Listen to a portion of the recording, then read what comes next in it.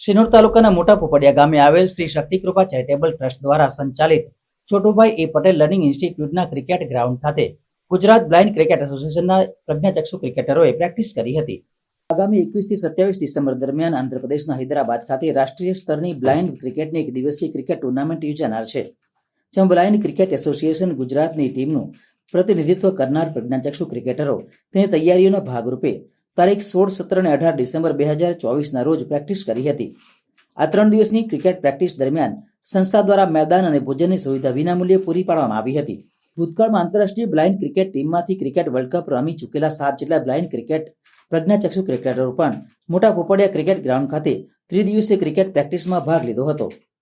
શક્તિકૃપા charitable ટ્રસ્ટના સહયોગથી અને અશોક સર અને જીતુ સરના સહયોગથી અમને અહીં 3 દિવસ માટે નિઃશુલ્ક ગ્રાઉન્ડ અને સવારનું અને સાંજનું ભોજનનું પ્રોવાઈડ કરવામાં આવ્યું છે.